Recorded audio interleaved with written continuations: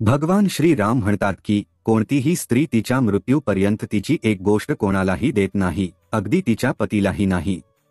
नमस्कार मित्रांनो, 14 वर्षांच्या वनवासात भगवान श्रीराम आणि माता सीता चित्रकूटमध्ये बसले होते। तेव्हा माता सीता भगवान श्रीरामांना म्हणाली, हे प्रभू, स्त्री आपली कोणती वस्तू मरेपर्यंत कोणालाही देत नाही, अगदी तिच्या नवऱ्याला देत नाही। म्हणून भगवान श्रीराम म्हणतात, हे देवी सीता, हा प्रश्न विचारून तू संपूर्ण मानवजातीचे कल्याण केले आहेस। भगवान श्रीराम देवी सीतेला म्हणतात, एखादी स्त्री तिच्या पतीवर कितीही समर्पित असली तरी तिला कधीही या 3 गोष्टी सांगू नये। भगवान श्रीराम म्हणतात, देवी सीता, मी तुम्हाला याबद्दल एक कथा सांगत आहे। तुम्ही ही कथा पूर्णपणे आणि काळजीपूर्वक ऐकली पाहिजे। तुमच्या प्रश्नाचे उत्तर या कथेत तुम्हाला मिळेल। प्राचीन काळाची गोष्ट आहे। सर्पमित्रांचा एक गट जंगलातून कुठेतरी जात होता। सर्पमित्र एका निर्जन जंगलातून जात होते। एका ठिकाणी त्यांना एक दाट सावलीदार झाड दिसले, म्हणून सर्पमित्र त्या झाडाच्या सावलीत बसले आणि विश्रांती घेऊ लागले। त्या झाडाजवळ एक मोठा साप बांधलेला होता। एका सर्पमित्राला कळले की आपल्याला साप सापडेल। सर्पमित्रांचे काम साप पकडणे आहे। त्याने त्याच्या मित्रांना सांगितले की आपण हा खड्डा खणण्याचा प्रयत्न केला पाहिजे। मित्रांनो, सर्पमित्रांनी आपापसात चर्चा केली आणि सापाची बिळ खणायला सुरुवात केली। त्या बिळातून एक अतिशय भयानक काळा साप बाहेर आला। सर्पमित्रांनी तो साप पकडून त्यांच्या टोपलीत बंद केला। सर्व सर्पमित्रांनी तो साप टोपलीत ठेवला आणि ते तेथून निघून जाऊ लागले। चालत असताना त्या सर्पमित्रांना वाटले की आपण या सापाचे विष काढावे। काही अंतर पुढे गेल्यावर त्यांनी साप ज्या पेटीत बंद होता ती पेटी उघडली। जेव्हा सर्पमित्रांनी पेटी उघडली तेव्हा त्यांना पाहून आश्चर्य वाटले की पेटीतून साप गायब झाला आहे आणि विषारी सापाच्या जागी पेटीत एक अतिशय सुंदर आणि मौल्यवान नौलखाचा हार आहे। मोत्यांच्या त्या हाराला पाहून सर्पमित्रांना खूप आनंद झाला। आपण साप पकडला आहे हे पाहून सर्व सर्पमित्रांना आश्चर्य वाटले। पण हा हार कुठून आला?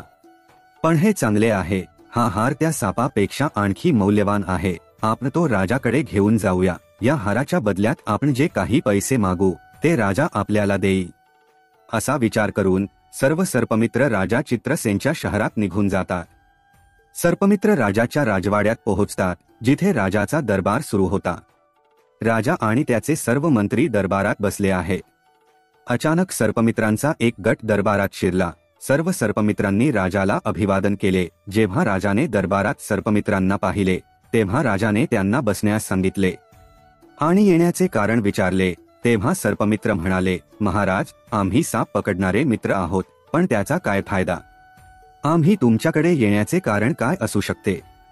महाराज, पण आमच्याकडे एक अतिशय मौल्यवान हार आहे, जो तुमच्या राणीच्या गळ्याचे सौंदर्य वाढवू शकतो। सर्पमित्र म्हणाला, महाराज, तुम्ही असा हार यापूर्वी कधीही पाहिला नसेल। राजा चित्रसेन म्हणाले, मला दाखवा हा कोणत्या प्रकारचा हार आहे। मग सर्पमित्राने हार ठेवलेला डबा उघडला आणि त्याला दाखवला। तो विचित्र हार पाहून राजा आणि त्याचा संपूर्ण दरबार आश्चर्यचकित झाला की त्यांनी असा हार यापूर्वी कधीही पाहिला नव्हता। हार पाहून राजाने सर्पमित्रांना विचारले की तुम्हाला हा विचित्र हार कुठून मिळाला आहे? सर्पमित्र म्हणाले, महाराज, आम्हाला वाटेत हा हार सापडला आणि आम्ही विचार केला की तो राजाला भेट का देऊ नये। राजा म्हणाला, ठीक आहे, आम्ही तुमची भेट स्वीकारतो। आमच्या राणीला हा हार पाहून खूप आनंद होईल। येथे राजाने आपल्या मंत्र्याला सर्पमित्रांना योग्य बक्षीस देऊन त्यांना आदराने दरबारातून निरोप देण्याचा आदेश दिला। सर्पमित्र सर्व पैसे घेऊन दरबारातून निघून गेले आणि राजाने हार आणि टोपली स्वतःकडे ठेवली। राजा दिवसभर राजदरबारात बसून आपले राजेशाही कर्तव्य पार पाडत राहिला। हळूहळू संध्याकाळ झाली तेव्हा दरबार संपल्यानंतर राजा हार असलेली टोपली आपल्यासोबत राजवाड्यात घेऊन गेला।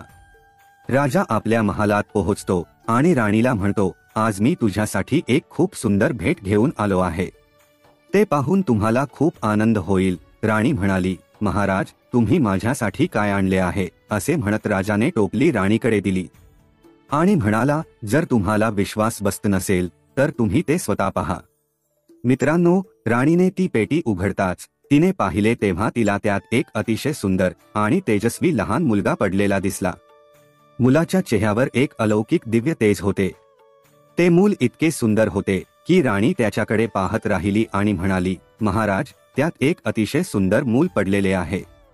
जेव्हा राणीने सांगितले की एक मूल झोपले आहे, तेव्हा राजा म्हणाला, नाही राणी, ते मूल नाहीये, त्यात 9 मोत्यांच्या माळा होत्या. ते मूल कसे झाले? जेव्हा राजाने विश्वास ठेवला नाही. जेव्हा राजाने टोपली घेतली आणि स्वतः ती पाहिली, तेव्हा तो आश्चर्यचकित झाला आणि मुलाला पाहून तो आणखी आनंदी झाला. कारण मित्रांनो, राजाला पूर्वीपासून मूल नव्हते. राजा आणि राणी नेहमीच मूल होण्याच्या विचाराने दुखी होते. आता राजा आणि राणी दोघांनाही वाटले की देवाने आपल्याला हा मुलगा दिला आहे आणि आजपासून आपण त्याला आमचा मुलगा म्हणणार आहोत. पण कोणालाही याबद्दल माहितीही नव्हती. राजाने विकत घेतलेला हार आता बाळ झाला आहे. पण राजाच्या काही दासी त्यांचे संभाषण ऐकत होत्या. राणीने राजाला विचारले की तुम्हाला हे बाळ कोणी दिले? राजाने सांगितले की आज दरबारात सर्पमित्रांचा एक गट आला होता आणि त्यांनी आम्हाला एका टोपलीत एक मूल दिले होते. त्याने त्याच्या मुलाला 9 लाखांचा हार भेट दिला होता. पण देवाच्या कृपेने दरबारातून राजवाड्यात येताना हा हार एका सुंदर मुलात बदलला. आजपासून हे मूल आमचा मुलगा आहे आणि भविष्यात तो आमच्या सिंहासनाचा मालक असेल. त्या दिवसापासून राजा आणि राणी त्या मुलाला त्यांच्या स्वतःच्या मुलासारखे वाढवू लागतात. एके दिवशी राजाने त्याच्या दरबारात घोषणा केली की आमच्या राणीच्या पोटी जन्माला आले आहे. एका सुंदर मुलाचा जन्म झाला आहे. हे ऐकून राजाच्या प्रजेला खूप आनंद झाला आणि संपूर्ण शहरात उत्सव साजरा झाला. राजा आणि राणी खूप आनंदी होते आणि त्या मुलाला खूप आनंदाने वाढवले जात होते. हळूहळू तो मुलगा मोठा होत होता आणि जसजसा वेळ जात होता तसतसा तो तरुण होत गेला. आता वेळ आली जेव्हा तो मुलगा लग्नासाठी पात्र झाला. तेव्हा महाराजांच्या मनात विचार आला की आता माझ्या मुलाचे लग्न करायला हवे. एके दिवशी राजा आपल्या राणीला म्हणाला, आता आपला मुलगा लग्नासाठी पात्र आहे आणि आता त्याचे लग्न एका सुंदर मुलीशी झाले पाहिजे. राजाचा हा प्रस्ताव राणीलाही खूप आवडला. राणी म्हणाली, महाराज, कोणत्याही चांगल्या कामाला उशीर का करायचा? माझ्या मुलाचे लग्न लवकरात लवकर करा. मित्रांनो, राजा चित्रसेन यांच्या राज्याला लागूनच आणखी एक राज्य होते. त्या राज्याच्या राजाचे नाव जयंत होते. त्या राजाची एक अतिशय सुंदर मुलगी होती जिचे नाव वैजंती होते. राजाने त्या राजाच्या कन्येला त्याच्या गुरुद्वारे सर्व प्रजेचे ज्ञान दिले होते. म्हणूनच ती मुलगी 16 कलांमध्ये पारंगत होती. राजाही विचार करू लागला की आता मी माझ्या मुलीचे लग्न करावे. राजा पुरोहिताला दरबारात बोलावण्यात आले आणि त्याला तिलक साहित्य देण्यात आले आणि त्याची मुलगी वैजंतीसाठी योग्य वर शोधण्यासाठी पाठवण्यात आले. ते अनेक राज्यांमध्ये गेले आणि अनेक राज्यांमध्ये फिरू लागले, परंतु त्यांना त्या मुलीसारखा तेजस्वी आणि देखणा राजपुत्र सापडला नाही. भटकंती करून ते थकले आणि शेवटी शहरात पोहोचले. राजा चित्रसेनचा दरबार भरला होता. अचानक पुजारी चित्रसेनच्या दरबारात येतो. चित्रसेनला पाहून राजाला समजते की तो एक ब्राह्मण आहे जो राजाच्या मुलीशी लग्न करण्यासाठी येथे आला आहे. राजा पुजाऱ्याला विचारतो की तू कोण आहेस आणि कुठून आला आहेस? पुजारी म्हणतो, महाराज, मी राजा जयंतचा पुजारी आहे आणि मी त्यांची मुलगी वैजंतीचे लग्न ठरवण्यासाठी तिलक आणला आहे. आम्ही ऐकले आहे की आमच्या राजाची मुलगी राजकुमारी वैजंती खूप सुंदर आणि 16 कलांमध्ये पारंगत आहे. तुमचा राजकुमार देखील लग्नासाठी पात्र आहे. मग राजा चित्रसेन म्हणतो की आम्हाला एक मुलगा आहे आणि आमचा मुलगा खूप देखणा आणि सक्षम आहे. परंतु राजा चित्रसेनला माहित नव्हते की त्याचा मुलगा एक साप आहे. जेव्हा राजा पुजाऱ्याने राजकुमारला पाहिले तेव्हा तो त्याला पाहून आनंदी झाला आणि त्याला राजकुमार आवडला आणि राजकुमारी वैजंतीचा विवाह निश्चित केल्यानंतर तो त्याच्या राज्यात परतला. काळ हळूहळू गेला आणि काही दिवसांनी जेव्हा लग्नाची योग्य वेळ आली तेव्हा राजा चित्रसेन आपल्या मुलाला वर म्हणून सजवून लग्नाच्या मिरवणुकीसह राजा जयंतच्या घरी पोहोचतात. तिथे पोहोचल्यावर राजा जयंत त्यांचे खूप प्रेमाने स्वागत करतात आणि आपल्या मुलीचे लग्न राजकुमाराशी लावतात. अशा प्रकारे त्याच्या मुलाचा लग्नाचा विधी सोहळा पार पडला. हे केल्यानंतर राजा चित्रसेन आपल्या राजधानीला परततो. आता हळूहळू वेळ निघून गेला आणि एके दिवशी राणी राजाला म्हणाली, महाराज, आता आपण राज्याची सूत्रे आपल्या मुलाला सोपवली पाहिजेत, ज्याद्वारे आपल्या मुलालाही राज्यकारभाराचा अनुभव मिळावा. म्हणून महाराज चित्रसेन यांनी त्याच दिवशी आपल्या मुलाला युवराज म्हणून घोषित केले. आता राजा चित्रसेन शांततेत राहू लागले आणि राजपुत्र राज्यावर खूप चांगले राज्य करू लागला. मित्रांनो, एके दिवशी राजकुमारी वैजंती तिच्या दासींशी बोलत होती. राजकुमारीची दासी म्हणत होती की राणी, मी तुला एक गोष्ट सांगू इच्छिते. तू या राजकुमाराला म्हणजेच तुझ्या पतीला तुझे पालक कोण आहेत हे विचारावे. दासींचे हे ऐकून शब्द वैजंतीला हे एक मोठे आश्चर्य वाटले. वैजंती म्हणू लागली की तू काय म्हणतेस, आमचा नवरा राजकुमार महाराज चित्रसेन यांचा मुलगा नाही का? मग दासी म्हणते, नाही राजकुमारी, तू खूप मोठी चूक करत आहेस. तो त्यांचा मुलगा नाहीये. मला राजकुमाराचे खरे पालक कोण आहेत हे माहीत नाही, पण मला एवढे माहीत आहे की राजकुमार हा महाराज चित्रसेन यांचा मुलगा नाहीये. तू तुझ्या नवऱ्याला विचारायला हवे. आता राजकुमारी वैजंतीलाही तिच्या पतीबद्दल शंका येऊ लागल्या. राजकुमारी विचार करू लागली की आज संध्याकाळी राजकुमार राजवाड्यात येईल, तेव्हा मी त्याला हा प्रश्न नक्कीच विचारेन. संध्याकाळी राजकुमार राजवाड्यात आल्यावर राजकुमाराची पत्नी वैजंती राजकुमाराला सांगते की महाराज, मला तुम्हाला एक प्रश्न विचारायचा आहे. राजकुमार म्हणतो, विचारा, तुम्हाला काय विचारायचे आहे? मग राजकन्या विचारते की तुझे आईवडील कोण आहेत आणि तू कोणत्या कुळातील आहेस ते मला सांगा. हे ऐकून राजकुमार म्हणाला की राणी, तू भान हरवली आहेस का? महाराज चित्रसेन आणि राणी माझे आईवडील आहेत. मग वैजंती म्हणाली की नाही महाराज, तुम्ही माझ्यापासून काहीतरी लपवत आहात, कृपया मला खरं सांगा. आता हे ऐकल्यानंतर राजकुमार मोठ्या दुविधेत सापडतो. राजकुमाराला वाटू लागले की आज कोणीतरी तिच्या मनात हा प्रश्न उपस्थित केला आहे, कोणीतरी तिची दिशाभूल केली असेल. मित्रांनो, राजकुमाराने त्याच्या पत्नीला खूप समजावून सांगितले की बघा, मी राजाचा मुलगा आहे. तू माझा वेळ व्यर्थ वाया घालवत आहेस. तू मला त्रास देत आहेस. आता राजकुमारी निघून गेली आणि म्हणाली की आता तुला मला सांगावे लागेल की तू कोणत्या कुळातील आहेस आणि तुझे पालक कोण आहेत. राजकुमार वारंवार आपल्या पत्नीला सहमत होण्यास सांगतो. अजूनही वेळ आहे, मला हा प्रश्न विचारू नको, नाहीतर तुला खूप पश्चाताप होईल.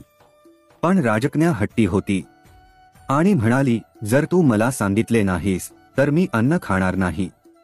मला वाटेल की तू माझ्यावर खोटे प्रेम करतोस. हे ऐकून राजाचा मुलगा म्हणाला, तर ठीक आहे, मी तुला हे सांगेन, पण इथे नाही. उद्या आपण राजवाड्यातून बाहेर फिरण्यासाठी जाऊया आणि तिथे मी तुला सगळे सांगेन. राजकुमार आणि राजाची पत्नी वैजंती दोघेही रथामध्ये बसतात आणि जंगलात फिरायला जाण्याच्या बहाण्याने दोघेही राजवाडा सोडून एका नदीच्या काठावर पोहोचतात. नदी पाहून राजकुमारी वैजंती म्हणाली, महाराज, कृपया मला या नदीच्या काठावर घेऊन जा. तुम्ही मला इथे का आणले आहे? तुमचा या नदीशी काही संबंध आहे का? मग राजकुमार म्हणतो, मी पुन्हा तुम्हाला सांगतो की तुम्ही माझ्याबद्दल विचारू नका, नाहीतर तुम्हाला खूप पश्चाताप करावा लागेल. राजकुमाराच्या समजूतदारपणानंतरही राजकन्येने ऐकले नाही आणि म्हणाली, नाही महाराज, कृपया मला सांगा, तुझे आईवडील कोण आहेत आणि तू कोणत्या कुळातील आहेस? जेव्हा राजकुमारी वैजंती ऐकत नाही तेव्हा राजकुमार नदीत उडी मारतो आणि जेव्हा तो कंबरेपर्यंत पाण्यात पोहोचतो तेव्हा तो म्हणतो, राणी, अजून काहीही बिघडलेले नाही, मला हे विचारू नका. पण राजकुमारी म्हणाली, काहीही झाले तरी या प्रश्नाचे उत्तर मिळाल्यानंतरच मी सहमत होईल. अशा प्रकारे राजकुमार नदीच्या पाण्यात खोलवर जातो आणि जेव्हा तो कंबरेपर्यंत पाण्यात पोहोचतो तेव्हा तो म्हणतो, तेव्हा पुन्हा राणीला समजावतो. जेव्हा तो पाण्यात त्याच्या छातीपर्यंत पोहोचतो तेव्हा राजकुमार राणीला समजावून म्हणतो, राणी, तुमचे विचारणे मला तुमच्यापासून दूर नेऊ शकते. राजकुमारी म्हणाली, काहीही झाले तरी तू हे रहस्य मला सांगितलेच पाहिजे. जेव्हा राजकुमार पुढे गेला आणि त्याच्या तोंडापर्यंत पाणी आले तेव्हा तो म्हणाला, राणी, तुझ्याकडे अजूनही वेळ आहे. मित्रांनो, पुढे काय होते ते म्हणजे राजकुमाराने खऱ्या सापाचे रूप धारण केले आणि नदीच्या पाण्यावर त्याचा फणा दाखवू लागला. त्याचा फणा दाखवल्यानंतर तो नदीत बुडला आणि पुन्हा कधीही बाहेर आला नाही. राजकुमारी वैजंतीने राजकुमारला शोधण्याचा खूप प्रयत्न केला, पण राजकुमार कुठेच सापडला नाही. जेव्हा खूप उशीर झाला आणि राजकुमार परतला नाही, तेव्हा राजकुमारी वैजंती काळजीत पडली, कारण आता तिचा नवरा सापाच्या रूपात कुठेतरी गेला होता. वैजंतीने त्याला तिथे शोधण्याचा खूप प्रयत्न केला आणि खूप वाट पाहिली, पण तो सापडला नाही. आता वैजंती तिच्या सारथीला राजवाड्यात जाऊन राजाला कळवण्यास सांगते.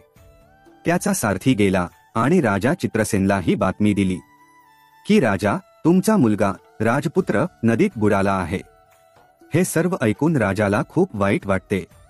राजा आपल्या सैनिकांना नदीच्या पाण्यात शोध घेण्याचा आदेश देतो. राजाचे सैनिक राणी वैजंती, महाराज आणि महाराणीसह नदीवर पोहोचतात. त्यांनी खूप प्रयत्न केले, पण त्यांना यश मिळाले नाही. अनेक गोताखोरांनी नदीत राजकुमाराचा मृतदेह शोधला, पण त्यांना काहीही सापडले नाही. आता राजा आणि राणी राजकुमारी वैजंती मोठ्या दुःखाने त्यांच्या राजवाड्यात परतले. राजाला वाटले की त्याचा मुलगा नदीत बुडून मरण पावला आहे. राणी वैजंती देखील खूप दुःखी झाली आणि स्वतःला शिव्या देऊ लागली की मी खूप वाईट कृत्य केले आहे. माझ्या स्वतःच्या कर्मांमुळे आज माझा नवरा माझ्यापासून दूर गेला. जर मी त्याला त्याच्या वंशाबद्दल विचारण्याचा आग्रह धरला नसता, तर कदाचित माझा नवरा माझ्यापासून दूर गेला नसता. पण राजकुमारी वैजंती एक महान विद्वान होती आणि 16 विषयांमध्ये प्रावीण्य होती. बराच विचार केल्यानंतर तिला एक कल्पना सुचली. राजकुमारीने तिच्या संपूर्ण शहरात घोषणा केली की जर कोणी तिला काही नवीन गोष्ट सांगितली तर त्याला त्या बदल्यात योग्य बक्षीस दिले जाईल. ते वैयक्तिक अनुभव असो किंवा एखाद्या प्राचीन घटनेशी संबंधित असो, कोणतीही किंवा कथा असो, कोणीही काहीही कथन करेल त्याला योग्य ते बक्षीस दिले जाईल. मित्रांनो, आता राणी वैजंती दररोज कथा ऐकत असते. राणी वैजंतीजवळ लोक कथा सांगत होते. काही रामायणातील कोणीतरी कथा सांगत होते, कोणीतरी एखाद्या राजाचा इतिहास सांगत होते. आता हे राजकुमारी वैजंतीचे काम होते. ती सकाळपासून संध्याकाळपर्यंत नवीन कथा ऐकत राहायची. मित्रांनो, अशा प्रकारे काही काळ गेला. एके दिवशी त्याच राज्यातील एक म्हातारा माणूस जवळच्या ठिकाणी आला. तो जंगलातून जात होता. तो म्हातारा जंगल ओलांडत असताना रात्र झाली. रात्री जंगलात जंगली प्राणी असल्याने पुढे जाणे योग्य नाही असे समजून तो म्हातारा त्या जंगलातील एका पिंपळाच्या झाडावर चढतो आणि तिथे बसतो. रात्रीची वेळ होती आणि भीतीमुळे म्हातारा माणूस झोपू शकला नाही. रात्रीचे 12 वाजले तेव्हा त्याने पाहिले की एक सफाई कामगार बाहेर आला आणि तो संपूर्ण जंगल झाडून टाकत होता. मग त्याला पाण्याचा फवारणी करणारा माणूस दिसला.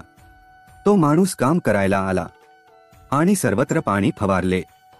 त्यानंतर तिथे खुर्च्या ठेवल्या जाऊ लागल्या. मग एक सिंहासन येते. म्हातारा माणूस पिंपळाच्या झाडावर बसून हे सर्व पाहत होता. त्याने पाहिले की तिथे एक बैठक सुरू झाली आहे. म्हातारा खूप घाबरला होता. तो मनात विचार करत होता की हे सर्व काय चालले आहे आणि हे सर्व कोण लोक आहेत. आज ते मला जिवंत सोडतील की नाही. एकामागून एक विचित्र पाहुणे तिथे येऊ लागले. तो विचित्र होता कारण त्याचे अर्धे शरीर सापाचे होते आणि अर्धे शरीर माणसाचे होते. दिव्य शरीर असलेले साप खूप भयानक दिसत होते. तिथे त्याचा दरबार सजवला जात होता आणि जेव्हा सर्व लोक तिथे पोहोचले तेव्हा तिथे 2 सिंहासने होती आणि काही वेळाने सापांचा राजा आणि त्याचा मुलगा युवराज दोघेही आले आणि त्या सिंहासनांवर बसले. संपूर्ण दरबाराने त्यांचे मनापासून स्वागत केले आणि त्यांच्यात चर्चा चालू होत्या आणि त्या नागराजाचा राजपुत्र होता. मुलगा शांतपणे डोके खाली करून बसला होता. दरबारात राजकुमाराचे लग्न व्हावे अशी चर्चा सुरू होती. आता जेव्हा राजकुमाराच्या लग्नाचे नाव आले तेव्हा त्याने मान खाली घातली आणि त्याला खूप दुःख झाले. त्यांची चर्चा काही वेळ चालू राहिली आणि पिंपळाच्या झाडावर बसलेला म्हातारा त्यांचे सर्व बोलणे ऐकत होता आणि तो मनात विचार करू लागला की इथे काय चर्चा होत आहे आणि हे लोक कोण आहेत. त्याला प्रश्न पडला की तो त्यांच्यापासून जिवंत पळून जाऊ शकेल की नाही. भीतीमुळे तो त्या झाडाच्या फांदीला चिकटून राहायचा. इथे 3 ते 4 तासांनी दरबार विसर्जित झाला. सर्व पाहुणे तिथून निघून गेले होते, पण तो नागराज आणि त्याचा मुलगा तिथून त्या पिंपळाच्या झाडाकडे चालत गेले. मित्रांनो, त्या पिंपळाच्या झाडावर बसलेल्या म्हाताऱ्याला वाटू लागले की हे लोक माझ्याकडे येत आहेत आणि असे दिसते की ते आता मला जिवंत सोडणार नाही. असा विचार करून म्हातारा घाबरतो. पण त्या सापाने असे काही केले की तो त्या पिंपळाच्या झाडाच्या मुळाशी बसून काही वेळ रडला आणि त्याला त्याची राणी वैजंतीची आठवण आली. म्हातारा हे सर्व ऐकत होता आणि त्याला वाटले की हा एक मोठा चमत्कार आहे. मी हे काय पाहतोय. आणि काही वेळ रडल्यानंतर तो सापही तिथून निघून जातो. हळूहळू सकाळ होऊ लागते. सकाळ झाल्यावर तो म्हातारा त्या झाडावरून खाली येतो आणि खाली उतरल्यानंतर तो त्याच्या शहरात परततो आणि मनात विचार करू लागतो की असो मी खूप गरीब माणूस आहे आणि राणी वैजंती देखील नवनवीन गोष्टी ऐकत राहते. मग आपण राणी वैजंतीला जाऊन मी ही गोष्ट का सांगू नये. त्या बदल्यात राणी मला खूप पैसे देईल आणि मी श्रीमंत होईन. असा विचार करून तो म्हातारा त्याच ठिकाणी येतो जिथे राणी वैजंतीचे घर आहे, जिथे राणी दररोज कथा ऐकत असे. तिथे एकामागून एक महान विद्वान व्यक्ती राणीला कथा सांगत होते. काही तास वाट पाहिल्यानंतर त्या वृद्धाची गोष्ट सांगण्याची पाळी आली. तो राणी वैजंतीला म्हणाले, राणी, आज मी एक खूप विचित्र दृश्य पाहिले. आज मी तुम्हाला माझ्या स्वतःच्या डोळ्यांनी पाहिलेली एक घटना सांगत आहे. काल रात्री मी जंगलातून जात असताना मी जंगलात अडकलो. रात्र असल्याने मी तिथेच थांबणे चांगले मानले आणि मी त्याच जंगलातील एका झाडावर बसलो आणि मी तिथे पाहिले की नागराजाचा दरबार उभारला होता. त्या सर्वांमध्ये अर्धे मानवी शरीर आणि अर्धे सापाचे शरीर होते. त्या दरबारात असे विचित्र प्राणी आले होते की मी त्यांच्याकडे पाहतच राहिलो. काही वेळ त्यांच्याकडे पाहिल्यानंतर मला वाटले की हे लोक मला मारणार नाहीत, पण मी त्या पिंपळाच्या झाडाला चिकटून त्यांचे संभाषण ऐकत राहिलो. दरबार संपल्यावर सापांच्या राजाचा मुलगा एका दिव्य रथात बसला आणि मी ज्या पिंपळाच्या झाडावर होतो त्याकडे निघाला. तो रथातून खाली उतरला आणि पिंपळाच्या झाडाखाली बसला आणि काही वेळ वैजंती वैजंती म्हणत रडत राहिला. त्यानंतर तो तिथून गायब झाला. आता जेव्हा राजकुमारी वैजंतीने हे ऐकले तेव्हा ती त्या म्हाताऱ्याला म्हणू लागली, बाबा, मी तुला इतकी संपत्ती देईन की तुझ्या अनेक पिढ्या त्यावर जगू शकतील, पण तू मला त्या ठिकाणी घेऊन चल जिथे तू राजकुमाराला रडताना पाहिलेस. हे ऐकून म्हातारा घाबरतो आणि म्हणतो, राजकुमारी, आता मी तिथे जाणार नाही. मला तिथे जायला खूप भीती वाटते. राजकुमारी म्हणते, नाही बाबा, काळजी करू नकोस, तुला माझ्यासोबत तिथे यावे लागेल. असे म्हणत राणीने सोन्याच्या नाण्यांनी भरलेली एक पिशवी त्या म्हाताऱ्याला दिली आणि म्हणाली की मी तुला आणखी सोन्याची नाणी देईन. तू मला त्या ठिकाणी घेऊन जा. सोन्याचे नाणे पाहून तो आनंदी होतो आणि राजकुमारी वैजंती सोबत त्या जंगलाकडे निघतो. त्याच ठिकाणी पोहोचल्यावर त्या वृद्ध माणसाने राजकुमारीला सांगितले की मी या पिंपळाच्या झाडावर बसून सर्व काही पाहिले आहे. राजकुमारीने म्हटले, मग बाबा, मीही पाहे. आज मला ते माझ्या स्वतःच्या डोळ्यांनी पाहायचे आहे. अशा प्रकारे तो म्हातारा माणूस आणि राणी वैजंती त्या झाडावर चढतात आणि तिथे बसतात आणि त्या दरबाराची वाट पाहतात. मित्रांनो, वाट पाहतच संपूर्ण रात्र निघून जाते, पण त्या दिवशी तिथे कोणीही येत नाही. ना कुठला दरबार सजवला जातो, ना कुठला साप येतो. आता वैजंती त्या म्हाताऱ्यावर रागावते आणि म्हणते, बाबा, तू खोटे बोललास आणि यासाठी मी तुला सर्वात कठोर शिक्षा देऊ शकते. तो म्हातारा म्हणाला, नाही राणी, मी खोटे बोललो नाही. मी स्वतःच्या डोळ्यांनी पाहिले, तेच तुम्हाला सांगितले. राणी म्हणाली, मग आज काय झाले? म्हातारा म्हणाला, मलाही माहित नाही की ते लोक आज का आले नाहीत. मित्रांनो, राणी वैजंती निराश होऊन तिच्या राजवाड्यात परतली. तो म्हातारा, त्याच्या मनात अस्वस्थता होती. तो म्हातारा विचार करू लागतो की त्या जंगलात कोणत्या तारखेला दरबार भरला होता. त्याने ज्योतिषांना याबद्दल विचारले. ज्योतिषांनी त्याला सांगितले की तो पौर्णिमेचा दिवस होता आणि चंद्र पूर्णपणे उगवला होता आणि अशा प्रसंगी काही भागात देवांच्या बैठका होतात. त्यावेळी कदाचित तुम्ही तो मेळावा पाहिला असेल. आता म्हातारा विचार करू लागला की पुढची पौर्णिमा आली की मी राणी सोबत तिथे जाईन. इथे हळूहळू वेळ निघून गेला आणि जेव्हा पुढची पौर्णिमा आली तेव्हा तो म्हातारा राजवाड्यात पोहोचला आणि राणीला म्हणाला की राणी, आज तू माझ्यासोबत त्या जंगलात ये. आज मी तुला ते दृश्य दाखवीन. राणी वैजंती आणि तो म्हातारा दोघेही जंगलात गेले. आणि तिथे पोहोचल्यानंतर तो म्हातारा त्या पिंपळाच्या झाडाच्या मुळांमध्ये लपून बसतो. रात्री 12ची वेळ जवळ आली की एक सफाई कामगार तिथे येतो. तो झाडू मारतो. मग पाण्याची फवारणी करणारा आला. त्याने पाणी फवारले. मग काही वेळाने दरबार सजवायला सुरुवात होते. हळूहळू साप असलेले लोक तिथे येऊ लागले. त्या सापांचे अर्धे शरीर माणसाचे होते. सापांचे अर्धे शरीर मानवी होते आणि अर्धे सापाचे होते. म्हातारा वैजंतीला म्हणाला, राणी, आता तू नीट बघ, मी त्या दिवशी हेच पाहिले होते. मित्रांनो, राणी वैजंती ते दृश्य खूप काळजीपूर्वक पाहत होती. आणि काही वेळाने राणीचा नवरा देखील येतो, जो त्या सापांच्या राजाचा मुलगा होता. त्याचे अर्धे शरीर सापाचे होते आणि अर्धे माणसाचे. जेव्हा राणीने त्याला पाहिले तेव्हा तिने त्याला ओळखले आणि म्हणाली, हा माझा नवरा आहे. राणी विचार करू लागली, मी आता त्याला कसे घेऊन जाऊ. राणीने धाडस केले आणि हळूहळू त्या झाडाच्या बाहेर येऊ लागली. म्हातारा घाबरला आणि राजकुमारीला म्हणाला, राजकुमारी, कृपया थोडा वेळ थांबा. बैठक 3 ते 4 तास चालली. जेव्हा बैठक संपण्याची वेळ आली तेव्हा सर्व साप तिथून निघून गेले. राजकुमारही त्या पिंपळाच्या झाडाजवळ आला आणि रडू लागला. त्याला पाहून राणी वैजंती घाबरली, कारण त्याचे अर्धे शरीर सापाचे होते आणि अर्धे मानवाचे होते आणि त्याचा चेहरा राजकुमाराचा होता. तिचा नवरा रडत असताना राजकुमारी स्वतःला रोखू शकली नाही. राजकुमारी वैजंती त्याच्याकडे गेली. ती येऊन त्याचे हात धरते.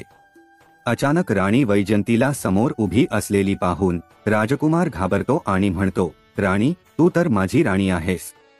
राणी म्हणाली, मी तुला शोधण्यासाठी खूप प्रयत्न केले, पण आता मी तुला कुठेही जाऊ देणार नाही. हे ऐकून राजकुमार म्हणाला, नाही राणी, आता वेळ निघून गेली आहे. आता तुम्ही मला मिळवू शकत नाही. येथे झालेली बैठक फक्त माझ्या लग्नाबाबत आहे. या बैठकीत माझ्या वडिलांनी माझ्या लग्नाचा प्रस्ताव ठेवला आहे आणि जेव्हा तिसरी भेट होईल तेव्हा त्या भेटीत माझे लग्न निश्चित होईल. आणि जेव्हा माझे लग्न निश्चित होईल तेव्हा मला सांगा की मी तुमच्यासोबत कसे राहू शकेन. त्या दिवशी मी तुला वारंवार समजावून सांगितले होते की माझ्या वंशाबद्दल मला विचारू नकोस. राजकुमाराचे हे ऐकून राणी वैजंती रडू लागली आणि राजकुमाराची वारंवार क्षमा मागते. राजकुमार म्हणतो, राजकुमारी, ही वेळ रडायची नाहीये. मी तुम्हाला एक उपाय सांगतो. जर तुम्ही तो उपाय स्वीकारलात तर कदाचित मी तुमच्यासाठी उपलब्ध असे. राणी वैजंती म्हणाली, तुम्ही मला जो उपाय सांगाल तो मी करते. मीही तीच पद्धत अवलंबेन, पण तुम्हाला माझ्यासोबत राहण्यासाठी. राजकुमार राणीला म्हणाला, आता माझी जाण्याची वेळ झाली आहे. मला माझ्या वडिलांच्या घरी जायचे आहे. तुम्हाला दरबारात पोहोचावे लागेल, पण पुढच्या पौर्णिमेच्या दिवशी तुम्हाला इथे त्याच पद्धतीने येऊन बसावे लागेल. आणि जेव्हा इथे सभा सुरू होते तेव्हा तुम्ही हे लक्षात ठेवावे की महाराजांचे सिंहासन शांत आहे आणि त्याच्या खाली लपून राहा. आणि जेव्हा माझ्या लग्नाची चर्चा होईल तेव्हा तू त्या सिंहासनावरून खाली ये आणि राजासमोर उभी राहा. आणि मग तू राजाकडे माझी मागणी कर. जर राजाने होकार दिला तर तू मला मिळवशील. हे बोलल्यानंतर साप तिथून गायब होतो. राणी वैजंती आणि म्हातारा त्यांच्या शहरात परततात. राणी खूप दुःखी राहते. तिला माहित नाही की ती राजकुमाराला मिळवू शकेल की नाही. दरम्यान राजा चित्रसेन देखील दुःखी राहतो. वेळ हळूहळू जात होता. राणी विचार करत होती की काहीही झाले तरी तिला तिचा नवरा पुढच्या पौर्णिमेच्या दिवशी मिळेल. असा विचार करून राणीने कथा ऐकणे थांबवले. वेळ हळूहळू जात होता. जेव्हा तिसरी पौर्णिमा जवळ आली तेव्हा राणी मनात विचार करत होती की आज काहीही झाले तरी मी माझ्या पतीसोबत परत येईन. आणि पौर्णिमेच्या दिवशी ती त्या म्हाताऱ्या माणसासोबत त्या पिंपळाच्या झाडावर पोहोचते. आता दोघेही ते पिंपळाच्या झाडाच्या मुळांमध्ये लपून बसतात आणि बैठक सुरू होण्याची वाट पाहतात. इथे घड्याळात रात्रीचे 12 वाजताच दरबाराची तयारी सुरू होते. खुर्च्या ठेवल्या जातात आणि राजाचे सिंहासन येते. इथे राणी त्या पिंपळाच्या झाडाच्या मागून बाहेर येते आणि सिंहासनाच्या मागे लपते. प्रचंड शरीराचे साप तिथे येऊन बसू लागतात. काही वेळाने राजकुमाराचे वडील, जे सापांचा राजा होते, ते देखील येतात. राजकुमारही तिथे येऊन बसतो. दरबार सुरू होतो आणि आता ते तिथे बसून आपापसात चर्चा करू लागतात. काही वेळाने राजकुमाराच्या लग्नाची चर्चा सुरू होते. आता जेव्हा राजकुमाराच्या लग्नाची चर्चा सुरू झाली तेव्हा राजकुमारी वैजंतीला संधी मिळाली. ती सिंहासनाखालून बाहेर आली आणि हात जोडून राजासमोर उभी राहिली. अचानक एका महिलेला तिथे येताना पाहून सभेतील सर्व लोक आश्चर्यचकित झाले. ते सर्व गोंधळून जातात आणि विचारतात, तू कोण आहेस आणि मध्यरात्री या निर्जन जंगलात का आली आहेस? तुला मृत्यूची भीती वाटत नाही का? तुला माहिती आहे का की आम्ही सर्वजण साप लोक आहोत आणि साप लोक किती विषारी आहे? ते तुम्हाला सोडणार नाहीत. हे ऐकून वैजंती म्हणाली, महाराज, मी का घाबरू? मी तुमची सून आहे. तुमचा राजकुमार माझा नवरा आहे. माझ्यावर विश्वास ठेवा. त्यालाच विचारा. मी त्याच्याशी लग्न केले आहे. जेव्हा महाराजांनी त्याच्या राजकुमाराला विचारले की ही कोण आहे तेव्हा राजकुमाराने संपूर्ण कहाणी सांगितली की एके दिवशी काही सर्पमित्रांनी मला पकडून एका पेटीत टाकले आणि घेऊन जाऊ लागले. म्हणून स्वतःला वाचवण्यासाठी मी त्या पेटीत 9 लाखाच्या हाराचे रूप घेतले. त्या सर्पमित्रांनी महाराज चित्रसेन यांना 9 लाखाचा हार भेट म्हणून दिला. मला वाटले की राजा चित्रसेन यांना मुलगा नाही आहे, मग मी त्याचा मुलगा का होऊ नये? तर मी माझ्या मायेने मी त्यांचा मुलगा झालो आणि अनेक वर्षे राजासोबत राहिलो. राजवाड्यातील सुखसोयींचा आनंद घेतला. राजाने मला स्वतःच्या मुलासारखे वाढवले आणि या सुंदर मुलीशी माझे लग्न झाले होते. पण एके दिवशी या सुंदर महिलेने आग्रह धरला आणि माझ्या वंशाबद्दल विचारले. मी कोणत्या वंशाचा आहे? मी तिला खूप समजावून सांगितले पण तिने ऐकले नाही. आणि जेव्हा तिने ऐकले नाही तेव्हा मग मी तिला माझ्या जागेवर घेऊन गेलो आणि तिथे पोहोचल्यानंतर मी माझ्या मूळ स्वरूपात माझ्या कुटुंबात आलो. महाराजांनी हे ऐकले तेव्हा सापांचा राजा म्हणाला की देवी, तो खरे बोलत आहे का? वैजंती म्हणाली, महाराज, हे घडले होते. माझे त्याच्याशी लग्न झाले होते, जरी आधी त्याचे संपूर्ण शरीर माणसासारखे होते. वैजंतीचे बोलणे ऐकून नागराजने त्याच्या मुलाला फटकारले की आधी तू आमच्या परंपरेविरुद्ध जाऊन पृथ्वीवर लग्न केलेस आणि नंतर तू या महिलेला सोडून आमच्याकडे आलास. तू परत आला आहेस. तू हा गुन्हा केला आहेस. आता मी तुला शाप देतो की जोपर्यंत ही स्त्री जिवंत आहे तोपर्यंत तू पृथ्वीवर राहशील आणि तिच्यासोबत राहशील. तू तिला सोडून जाऊ शकत नाहीस. तुला कायम तुझी पत्नी म्हणून ठेवावी लागेल आणि तुला ज्या राजाला तू मुलगा होतास तुला राजाचे राज्यही चालवावे लागेल आणि त्या राजाची सेवा करावी लागेल. जोपर्यंत तुझा तेथील कार्यकाळ संपत नाही तोपर्यंत तू नागलोकात आमच्याकडे परत येऊ शकणार नाहीस. आता तुमचे लग्न होणार नाही. मित्रांनो, नागराजने वैजंतीला तिचा नवरा दिला. राजकुमार आता त्याच्या मूळ स्वरूपात परत आला. त्यानंतर राणी वैजंती आणि राजकुमाराने त्यांच्या वडिलांना डोके टेकवून नागराजचे आशीर्वाद घेतले आणि त्यांच्या पत्नीसह निरोप घेतला आणि तिथे गेला. जेव्हा राजपुत्र त्याच्या शहरात आला तेव्हा त्याने पाहिले की राजाची अवस्था खूपच वाईट होती, कारण तो त्याच्या मुलाच्या दुःखाने व्याकुळ झाला होता. जेव्हा मुलगा राजाकडे पोहोचला तेव्हा राजाने त्याला पाहिले आणि तो खूप आनंदी झाला. त्याला जणू काही तो त्याच्या सर्व आजारातून बरा झाला आहे असे वाटले. राजा चित्रासेन आणि त्यांची राणी त्यांचा मुलगा सापडल्याने खूप आनंदी झाले. भगवान श्रीराम म्हणतात, हे देवी सीता, अशा प्रकारे राणी वैजंतीला तिचा हरवलेला पती सापडला आणि ती तिच्या पतीसोबत मोठ्या प्रेमाने राहू लागली. भगवान श्रीराम म्हणाले की हे देवी सीता, या कथेतून शिकण्यासारखी आणि समजून घेण्याची गोष्ट म्हणजे ती कितीही प्रेमळ आणि समर्पित स्त्री असली तरी तिने स्वतःला किंवा कुटुंबातील सदस्यांना त्रास देणारी गोष्ट सांगू नये. तुमची प्रतिष्ठा खराब होईल असे काहीही तुम्ही कधीही बोलू नये. ज्या गोष्टी बोलल्या तर घरात त्रास होईल आणि नाते तुटण्याची भीती असेल अशा गोष्टी कधीही बोलू नये. वडील, मुलगा, पत्नी आणि आईपासून काही गोष्टी लपवून ठेवणे शहाणपणाचे आहे, ज्यामुळे कुटुंबात कोणतेही गंभीर संकट येत नाही.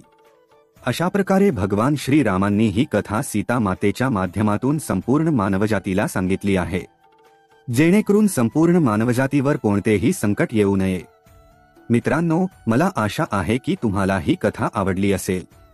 जर तुम्हाला ही कथा आवडली असेल तर कृपया व्हिडिओ लाईक करा आणि सर्वांच्या कल्याणासाठी तुमच्या कुटुंबासह शेअर करा आपण आणखी एक कहाणी घेऊन पुन्हा भेटू. तोपर्यंत कमेंट बॉक्समध्ये प्रेमाने जय श्रीराम लिहा. भगवान श्रीराम आणि माता सीतेचा आशीर्वाद तुम्हा सर्वांवर सदैव राहो.